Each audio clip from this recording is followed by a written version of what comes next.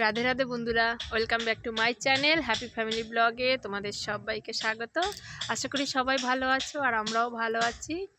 আর দেখো দেখতে দেখতে এই যে আমার বাবু কত বড় হয়ে গেছে। মানে এটা আমার বোনের ছিল, তোমরা জানো, এর আগের ভিডিওতে দেখেছো। কিন্তু কি বলতো, মানে ছোট থেকেই আমার বোনের আগে বিয়ে হয়েছে আমার থেকে, আর ওকে তো ছোট থেকেই মানে আমি কোলে পিঠে করে মানুষ করেছি। তো সেই একটা মানে ভালোবাসার টান। আর যেহেতু মাসি বলে না কথায় যে মায়ের টান মাসির থেকে হয়, মাসির মধ্যে নাকি মায়ের গন্ধ থাকে। তো যাই হোক, সেটা বলতে পারবো না, কিন্তু মানে মা জন্ম দিলেই মা হওয়া যায় সেটা নয়, জন্ম না দিয়েও মা হওয়া যায়। মানে তো ছোট থেকে যেহেতু ওকে মানুষ করেছি আমি কোলে পিঠে করে, তো সেই একটা ভালোবাসা এখন তো কত বড় হয়ে গেছে, দেখতে দেখতে 10 বছর পার হয়ে গেছে। আর আমার বাবু তো এখন ছোট, 1 বছর হলো সবে। তো ওকেও অনেক ভালোবাসি। আর ও তো আমার কাছেই থাকতো। এই যখন বাবু যখন ছোট, দেখলে হুগলিতে যখন আমি মানে চুচুড়া যখন আমি একা একা থাকি, তো ওই থাকতো আমার কাছে।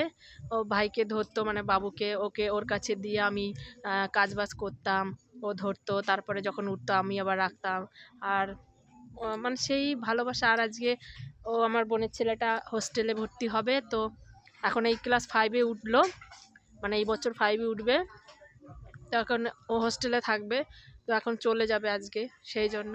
আর কবে দেখা হবে জানি না, আবার যখন আসবে তখন বা আমি যাব তখন। আর হোস্টেলটা হলো মানে আমার বোনের শ্বশুরবাড়ি হলো মেদিনীপুরে, তো সেখানে ও পড়াশোনা করবে, ওখানেই থাকবে। আবার কবে আসবে সেটা তো জানি না, কিন্তু একটা কষ্ট মানে থেকেই যায়। এতদিন চোখের সামনে ছিল, কিছু লাগলে, কিছু প্রয়োজন হলে ওকে নিয়ে কোথাও যাওয়া, বা মা বলেই ডাকে। ও ছোট্টবেলা থেকেই আমাকে মা বলে ডাকে, আর তোমাদের দাদা ভাইকে বাবা বলে ডাকে।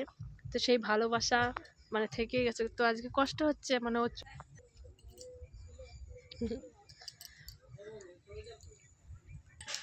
তো মানে সেই ভালোবাসার জায়গা থেকে মানে চোখের জলটা ধরে রাখতে পারলাম না।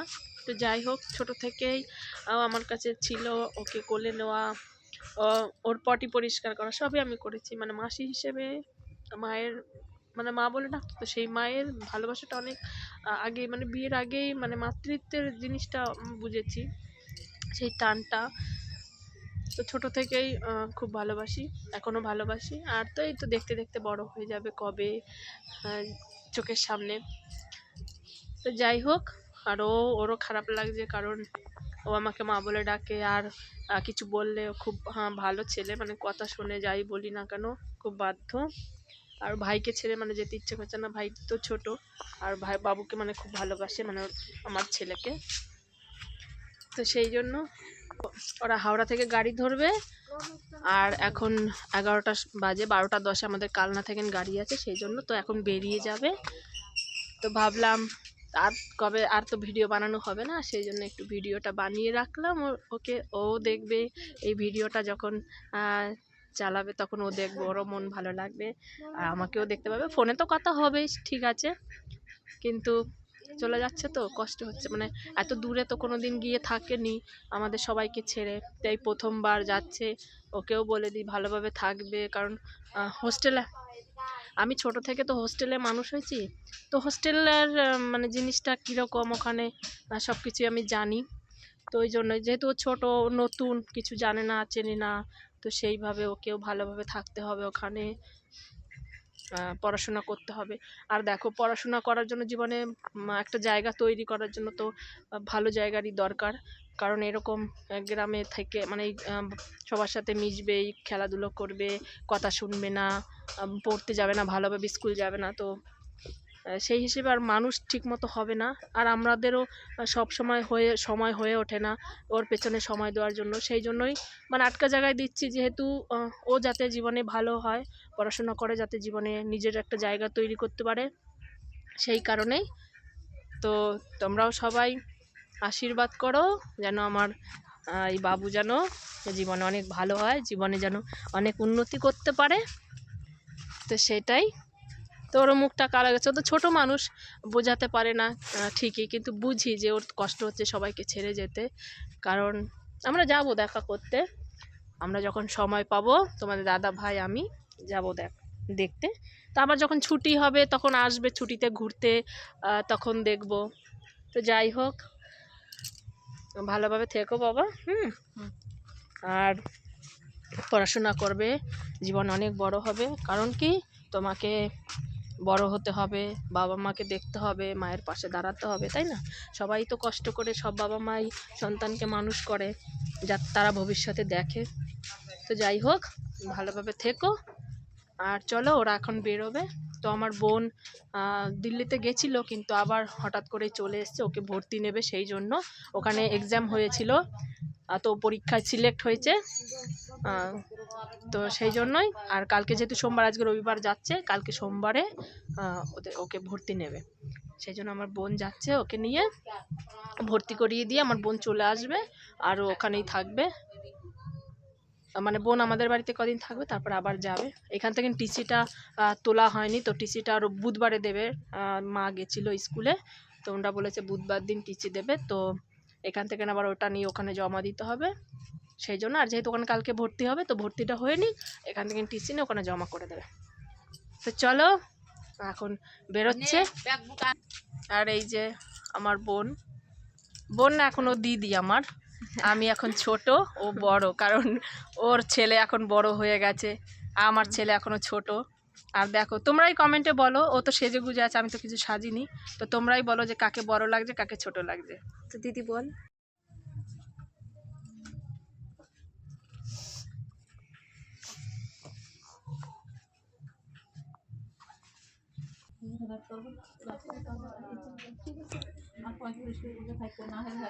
তো চলো একটু এগিয়ে দিয়ে আসি, সবাই বেরিয়ে যাচ্ছি। মা তো কান্না করছে, কারণ ছোট থেকেই তো আমাদের কাছেই বড় হয়েছে, মামার বাড়িতে থেকে মানুষ না, সেই জন্য। আর আমার মা তো ওকে ছাড়া এক রাতও কোথাও গিয়ে থাকে না, মানে ওকে ছেড়ে থাকতে খুব কষ্ট হয়, যেখানেই যায় ওকে সঙ্গে করে নিয়ে যায়, সেই জন্য। তো মায়ের তো খুব খারাপ লাগছে।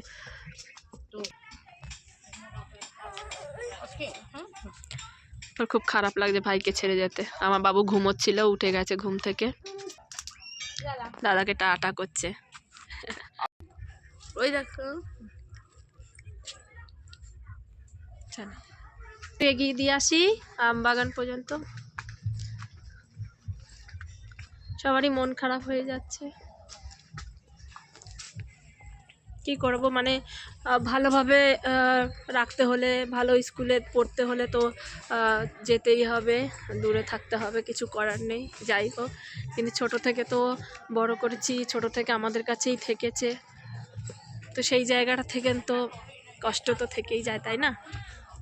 তো চলো, এই যে ওই আমার দিদাও আসছে, দেখো পেছন পেছন। বেশি দূরে যাব না, প্রচণ্ড হাওয়া দিচ্ছে। টাটা, তুমি একটু টাটা করে দাও। আমার বাবুর মুখটা কালো হয়ে গেছে। আর চলো, এখানে প্রচণ্ড হাওয়া দিচ্ছে, তো আমি আর যাব না বেশি দূর, ভাবলাম একটু এগিয়ে দিয়ে আসবো, কিন্তু সেটা আর হলো না। আমাকে সবাই বারণ করছে, কারণ বাবু ছোট, একেতেই ঠান্ডার থেকে সবে উঠলো। তো চলো, মা যাচ্ছে। মায়ের সব থেকে বেশি খারাপ লাগছে, কষ্ট লাগছে। দিদা তো মায়ের মতন ভালোবাসা দিদার থেকেই পায়। তো চলো, আমরা ঘরে যাচ্ছি।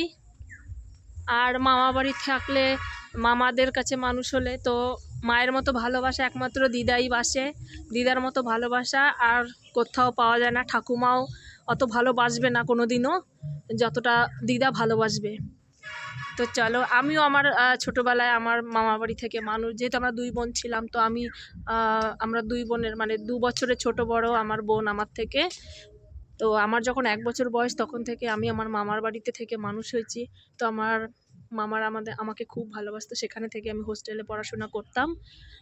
আর তো সেই জন্যই সেই জিনিসটা বুঝি, যে দিদার মতো ভালোবাসা, মায়ের মতো ভালোবাসা দিদাই বাসে, এছাড়া ঠাকুমা কোনো দিন মায়ের মতো ভালোবাসতে পারে না, কারণ সব সময় দিদারা আগলে রাখে নাতি নাতনিদের।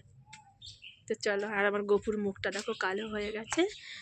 দাদা চলে গেল, বাবা দাদাকে এগিয়ে দিতে গেছিল। তো চলো, আমার গপু এখন ঘুম থেকে উঠলো, তো একটু কিছু দেখি খাই নাকি। গপু এমনিতেই তো খাওয়া দাওয়া করছে না, তো একটু খাইয়ে নিই, তারপরে আসছি। বন্ধুরা, তোমরা দেখতে থাকো। তো দেখলে তোমরা, এগিয়ে দিয়ে এলাম, বোন চলে গেল বাবুকে নিয়ে।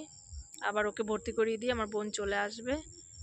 আর ভালো লাগছে না, কেন বলো তো, ছোট্ট থেকে সেই চোখের সামনে বড় হয়েছে, তো আর এখন চলে গেছে। আবার সেই ছুটি ছাড়া তো আর আসবে না, আর কখন আসবে, আমি আসতে পারবো কি না তাও দেখবো, কবে আবার দেখা হবে।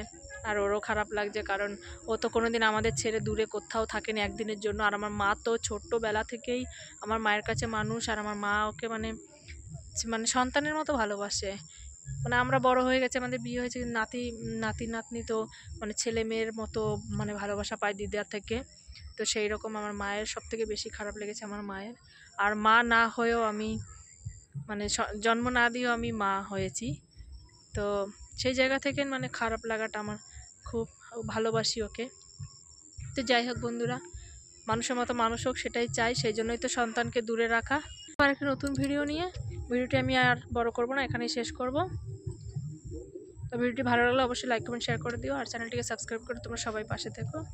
চলো বন্ধুরা, রাখছি, টাটা।